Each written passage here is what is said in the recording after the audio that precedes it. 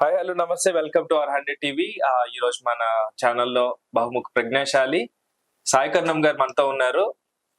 అమ్మ నమస్తే, welcome to our channel. నమస్తే అమ్మ, ప్రెజెంట్ ఎక్కడ చూసిన ఎన్టీఆర్ ఫ్యాన్స్ హల్చల్ చేస్తున్నారు. 1 minute. కీర్తిశేషులు నటరత్న నందమూరి తారక రామారావు గారు వారి యొక్క మనవలు జూనియర్ ఎన్టీఆర్ గారు కిలియే కిలికిలియే కిలికిలియే కిలియే కిలియే కిలికిలియే కిలికిలియే కిలియే అదే కదా.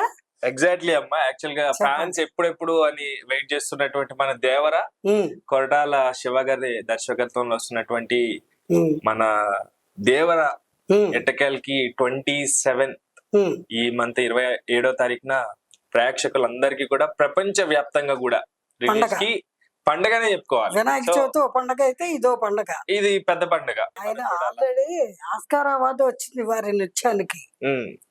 అందువల్ల జూనియర్ ఎన్టీఆర్ గారు దేవర అనే ఈ చిత్రంతో, రాబోయే చిత్రంతో మరింత మంచి పేరు ప్రేక్షక లోకంలో సాధించుకునే అవకాశం ఉంది.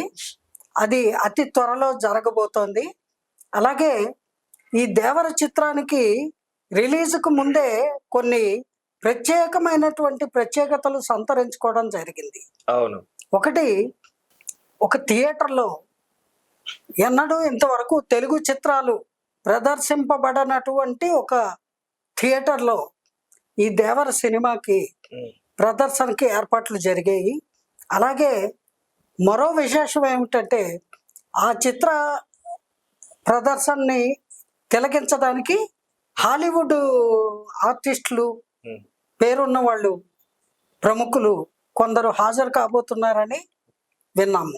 అవునమ్మా. అలాగే మన ఇండియాలో బొంబాయి మహానగరంలో సముద్రం మధ్యలో దేవర కటౌట్ కన్నుల విందుగా ఎంత చక్కగా అమర్చారంటే అది అందరూ కూడా చూసి ఆనందిస్తున్నారు. అది ఎంతవరకు ఏ తెలుగు సినిమా చరిత్రలో ఏ తెలుగు నటుడికి గాని నటికి గాని అంతటి గౌరవం దక్కలేదు.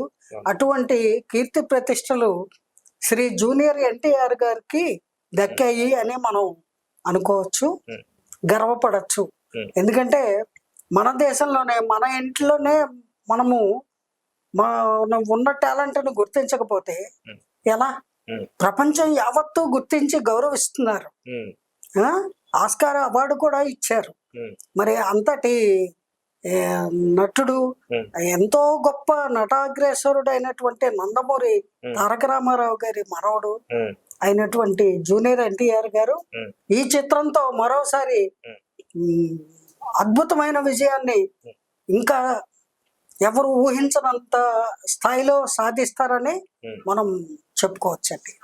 బాగా చెప్పారు. కాకపోతే ఇక్కడ సినిమా పరంగానే కాకుండా రియల్ గా కూడా రియల్ హీరో అని చెప్పుకోవాలమ్మా. ఎందుకంటే ప్రెజెంట్ కొన్ని రోజుల క్రితం మనం చూసినటువంటి వరద బాధితులకు కూడా ఒక రాష్ట్రానికే కాదు, ఇరు రాష్ట్రాలకు కూడా సమానంగా రెండు కూడా 50 లక్షలు అక్కడ ఇచ్చారు. ఇంకొక 50 లక్షలు తెలంగాణ గవర్నమెంట్ కూడా ఇవ్వడం జరిగింది. ఇవ్వటం అంటే నార్మల్ గా అందరితో ఫ్యాన్స్ తో కాకుండా డైరెక్ట్ గా ఈ సిచ్యువేషన్ లో ప్రెజెంట్ ఉన్న మన ఏపీ సీఎం చంద్రబాబు నాయుడు గారికి అయితే స్వయంగా కలిసి ఆ చెక్ ఇవ్వాలని కూడా అనుకున్నారు. సో అట్లాగే టికెట్ రేట్స్ కూడా మాట్లాడే ప్రయత్నం కూడా చేయాలి అన్న ఉద్దేశంలో ఉన్నారు. సో దాన్ని ఎలా చూడాలని అంటారు? ఇక్కడండి ఇటువంటి దేవర లాంటి పెద్ద సినిమాలు నిర్మాణం చేసినప్పుడు వందలాది కోట్లు ఖర్చు పెడతారు వాళ్ళు. అది చిన్న సినిమా కాదు, చాలా పెద్ద సినిమా. ప్రేక్షకులకి కనువిందు, అభిమానులకి పండగ. అంత గొప్పగా చిత్రాన్ని నిర్మించడానికి వందలాది కోట్లు ఖర్చు పెట్టేటప్పుడు ఆ ఖర్చు పెట్టినటువంటి నిర్మాణ సంస్థకి కనీసము పెట్టిన ఖర్చులు అలాగే కొద్ది గొప్ప లాభాలు ఆశించడం అనేది న్యాచురల్ థింగ్. అందులో భాగంగా కొన్ని ముఖ్యమైన సెంటర్స్లో, ముఖ్యమైన నగరాల్లో వాళ్ళు బెనిఫిట్ షోలు కొన్ని వేస్తారు. వాటికి కొంచెం వెల ఎక్కువ పెట్టి ఆ థియేటర్స్లో టికెట్లు అమ్మడం జరుగుతుంది. అందుకు ప్రభుత్వం యొక్క అనుమతి అవసరం ఇప్పుడు. ఎందుకంటే అక్కడి పాత ప్రభుత్వము సినిమా టికెట్ల వెలలు తగ్గించారు. ఉమ్, ప్రేక్షకుల కోరిక మేరకు మరి ఉమ్, కారణం ఏమైతేనేమి ఇప్పుడు ఈ సందర్భంలో కొన్ని ప్రత్యేకంగా కోట్లలో నిర్మించినటువంటి సినిమాలు, అధిక ధనము వెచ్చించి తీసిన సినిమాలు ఏవైతే ఉంటాయో వాటికి ప్రభుత్వం అనుమతి ఇవ్వడం అనేది అవసరం. ఉమ్. సో ఆ అంశాన్ని కూడా ఆయన ప్రస్తావించినా మనం ఆశ్చర్యపోక్కర్లేదు. అవును. It's quite natural. ఇంకొక పాయింట్ అమ్మా, అంటే టీడీపీ గవర్నమెంట్ లో బాలకృష్ణ గారు పార్టీకి దగ్గరైనంత వరకు, దగ్గరైనంత బాగా ఎన్టీఆర్ గారు అంత దగ్గర అవ్వలేదో లేకపోతే రానివ్వలేదా లేకపోతే ఏంటి అది? అంటే ఇప్పుడు ఈ చెక్ ఇవ్వడానికి ప్రజెంట్ మూవీ విషయంలో కూడా, టికెట్స్ రేట్ల విషయంలో కూడా చంద్రబాబు గారిని స్వయంగా కలిసి ఇవ్వాలనుకున్న ఈ ఉద్దేశంలో ఎలా చూడాలి?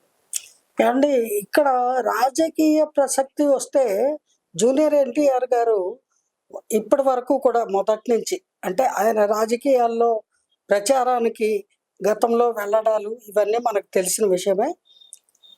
ఆయన ఎక్కువ భాగము తన సినిమా నట జీవితానికే వెచ్చిస్తున్నారు. ఏదో వీలైనప్పుడు కొంత సమయాన్ని మాత్రమే కేటాయిస్తూ వచ్చారు. అవును. అది ఆయన సంపూర్ణంగా రాజకీయాల్లోకి వెళ్ళాలి అనే నిర్ణయానికి వచ్చిన రోజున ఆ అంశం గురించి మనం మాట్లాడుకోవచ్చు. విశ్వ విఖ్యాత నట సార్వభౌమ అనే ఆ పదానికి తాతయ్య గారి నుంచి వస్తున్న ఆ బ్లడ్ కానీ 100% ఎన్టీఆర్ లో కనిపిస్తుందా? అంటే కరెక్ట్ గా సరిపోయే నాయకుడు ఎన్టీఆర్ అని మనం అనుకోవచ్చా? ఎందుకంటే ఫ్యాన్స్ కూడా అలాగే ఉన్నారు. ఆయన సినిమా వస్తుందంటే పండగల్ని కూడా డామినేట్ చేసేంత ప్రతి వీధిలో కూడా ఫ్లెక్సీలు కానీ బ్యానర్లు కానీ అన్ని కూడా అలాగే కనిపిస్తున్నాయి. ఇది ఎంత కాస్ట్ అయిన సినిమా టికెట్లు కూడా అలాగే కొంటున్నారు. ఇది చాలా మంచి ప్రశ్న. నందమూరి తారక రామారావు గారు ఎంత మహానటుడో ఆయన అభిమానులకే కాదు ప్రపంచవ్యాప్తంగా అందరికీ కూడా తెలుసు. ఆయన నట జీవితము ఒక పెద్ద పెద్ద బాల శిక్ష లాంటిది. ఆయన క్రమశిక్షణ కానీ, ఆయన నటించే విధానం కానీ, ఆయన పాత్రలకి జీవం పోసిన విధి విధానాలు కానీ అవన్నీ కూడా మరో 100 ఏళ్ల వరకు కూడా అలాగా జనం ఆదరిస్తారు. ఆయన వ్యక్తిగతంగా వ్యక్తి లేకపోవచ్చు మన మధ్య, కానీ ఆయన చిత్రాలకి అంతటి ఆదరణ ఉండడానికి కారణం ఆయన యొక్క టాలెంట్, ఆయన యొక్క రూపము, ఆయన యొక్క అదృష్టము. అలాగే కళని ఆదరించేటువంటి వాళ్ళు, వినోదాన్ని ఇష్టపడేటువంటి వాళ్ళు, సినిమాల్ని ఇష్టంగా చూసేటువంటి వాళ్ళు అందరికీ కూడా బయటికి చెప్పినా చెప్పకపోయినా ఎన్టీ రామారావు గారు సాక్షాత్తు భగవంతుడిలాగా భావిస్తారు. కారణం ఏమిటి?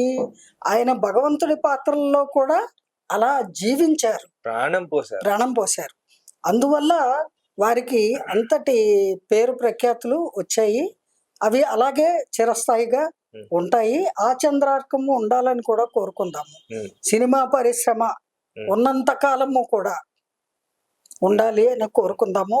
అలాగే వారి వారసుడిగా జూనియర్ ఎన్టీఆర్ గారు కూడా భవిష్యత్తులో కొన్ని దైవీపరమైనటువంటి చిత్రాలు స్వయంగా నిర్మించి, లేదా వారిని హీరోగా పెట్టుకుని ఎవరైనా నిర్మాతలు నిర్మిస్తే ఇంకా బాగుంటుంది.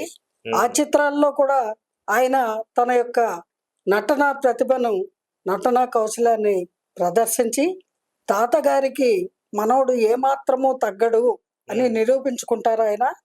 అటువంటి అవకాశం ఆయనకి రావాలి అని కోరుకుందాం. సో దేవర విషయంలో నటీనటులు చూసుకున్నటువంటి, అంటే ఓన్లీ టాలీవుడ్ కే కాకుండా బాలీవుడ్ నుంచి కూడా, మన శ్రీదేవి గారి కూతురు అవ్వచ్చు, జాహ్నవి కపూర్ గారు, ఇట్లాంటి వాళ్ళందరినీ పెట్టడం వల్ల ఎలా మూవీకి ప్లస్ పాయింట్ అవుతుందని? అది దర్శకుడు కొరటాల శివ గారు ఆ పాత్రలకి ఎవరెవరు సరిపోతారు, ఏ పాత్రలో ఎవరు ఉంటే ఆ చిత్రము విజయవంతంగా ముందుకు వెడుతుంది అనేటువంటిది వాళ్ళకి ఒక లెక్క ఉంటుంది. ఆ పద్ధతి ప్రకారము వాళ్ళని ఎన్నుకోవడము, వాళ్ళ చేత ఆ క్యారెక్టర్స్ నటింపజేయడము, అది దర్శకుడి యొక్క పర్సెప్షన్.